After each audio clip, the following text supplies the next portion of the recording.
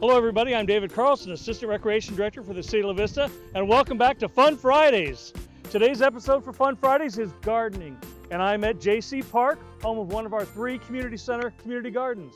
This one, as you can see, has quite a few plots already rented, and actually about 4 or 5 left to rent. So today we're going to start off the basics of gardening. As you can look around, this plot in front of us is pretty sad looking. It's got all the leftover weeds from last year that grew and died, and it's got all the new weeds growing up.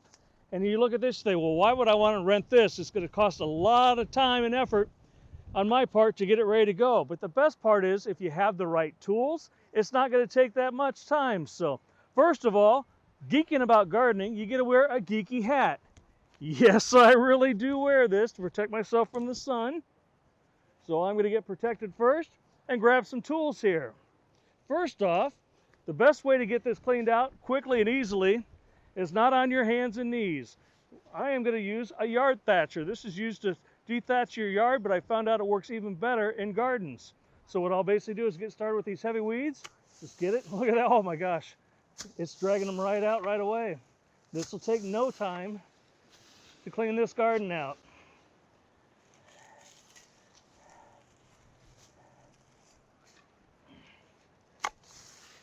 Look at that and how easy that is to clean up. I thought I'd have a lot more back-breaking work for this, but as you can tell, yes, we are in Nebraska and it's windy. Look how that thatch rake works. I brought more tools with me to show you. Some of the bigger plants that aren't coming out with the thatch are a simple hoe. Just get in there. Look at that. Took the weed out, roots and all. Well, this won't take long.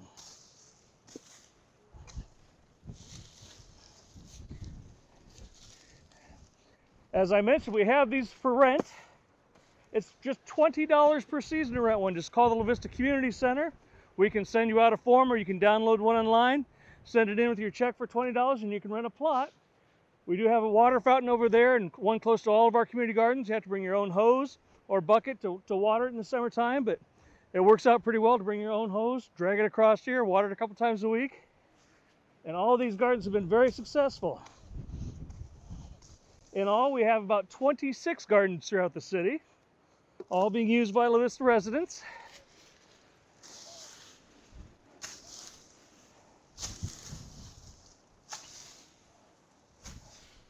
Now this is where I'm supposed to cut away from the camera and have Mitch do all the work, but then jump in and it'll be finished and I'll look like I did it. Right, Mitch?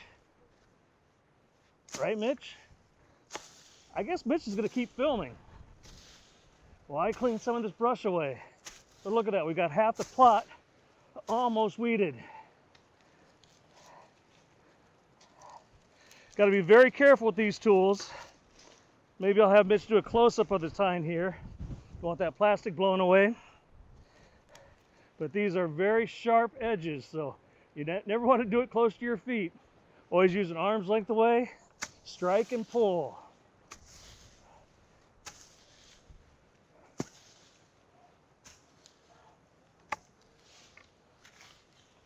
Wow, this will take no time. Our next video we set up here in a couple of weeks, you'll see, we'll be planting our gardens.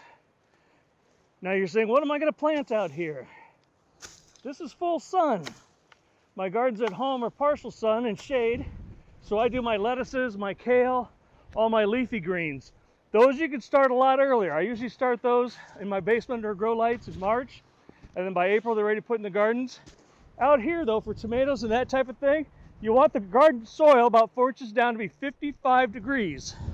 Now I don't bring a thermometer out and check the temperature for 55, but rule of thumb in Nebraska, after Mother's Day, the soil temperature about 4 inches down, averages 55 degrees. So with Mother's Day coming up, I'll know I can plant my tomatoes and my cucumbers and probably peppers out here. So a little more work here and I'll be done for the day.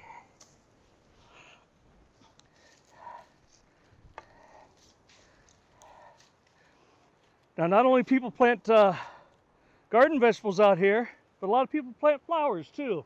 I'm a big flower geek. I have a lot of flower beds at home, and I'm going to bring flowers out to here. I have started some flower plants from home, and certain plants work great. I'll bring some plants next time, show you which plants to plant with certain types of garden vegetables, because some actually protect them from certain bugs that could attack them. They'll attack them from like tomatoes. Sometimes get hookworms, and there's certain flowers you can plant with them to protect them. I hope you're as amazed as I am at how easy this is. And the good part is you're outside, you're getting some vitamin D, some fresh air, not cooped up. Best part of our garden plots is they are spaced out, so hopefully with COVID-19 still around this summer, people can keep their 6-foot distance or wear a mask. So we do ask if you come out, you could have the person working next to you, so make sure you bring a mask. You're wearing the mask so when you're close to them, you're not infecting them or infecting yourself. And just use common sense.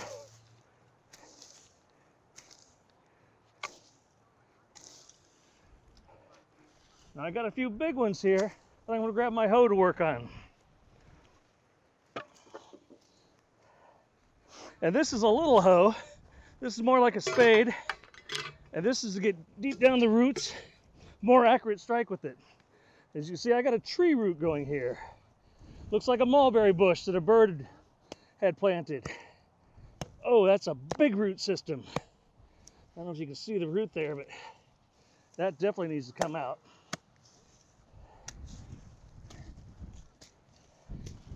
See if I can get it in one chop here. There we go. Look at the size of that root. That's gone. And we got, of course, our most beautiful plant in Nebraska, the dandelion. They will grow anywhere. You can go on top of a mountain, and I literally mean you can see dandelions up there. This soil actually looks good. As you can see when I'm breaking it up, you want soil to basically clump, but then fall apart like that. If it doesn't fall apart when you give it a little squeeze, it's got too much clay in it, and clay does not grow vegetables well. You don't want compacted soil, but look at that. Look how that crumbles. I'm hoping when I'm digging here, I can dig up a few worms. All my gardens at home are full. Oh, there's one right here. All my gardens at home have worms in them. You want as many worms as you can find, and not night crawlers, but actually just little red wigglers like this. This is perfect. They actually sell worm poop in bags you can use to fertilize your garden. It's one of the best natural fertilizer it is, so we'll put him back in. What the worms do is they go up and they will slowly eat some of the vegetation from the nasty little roots, and it'll go through their system and come out, and comes out as perfect fertilizer for your garden. So I practice a type of gardening called permaculture, which uses no chemicals. I don't use anything from Roundup and all those companies that add more what I call poison to your garden. This is all natural stuff, so the more natural the better. Okay, I've got a lot of that tore up, ready to go. We'll soon be planting here in a day or two. One thing I am going to plant is something I do at home, and I love doing this. It's so fun, it's easy, and it's free because you're just reusing scraps from home. You might recognize this. This is the end of a piece of celery. When we used all the celery on it, I cut it off, put it in a glass of water. Look at the roots starting on that. Once these roots basically circle the whole thing, this plant will be about this high. And look at these tiny little celery shoots coming up. This will regrow celery from home. They'll never get as big and woody as this, but they'll stay sweet and tender. They'll probably double or triple in size of this, so they're excellent to use in cooking. That's my celery. The other ones, it's so easy and people use to cook all the time, are little white onions, otherwise known as scallions. These, as you can see, I have just chopped them off to cook. I leave about 1 inch in the bottom. That inch I put in a glass with just a little bit of water covering them. This is only probably 3-4 days old. Made these just a couple days ago, cooking for dinner, put in the water, and you notice the green shoots already coming up there. These are probably a week old, and these are probably about 10 days old. These, whoo, they really smell like onions too. I'm downwind of them and I can really smell it, but As you can tell, look at that. These are almost ready to plant. I think this Mother's Day weekend, I'll stick those in the ground and they'll start growing green onions again, and I can reharvest them and reuse them without having to buy seeds or go to the store and buy the plants. So kind of a fun tip and a fun way to garden. Thank you, everybody.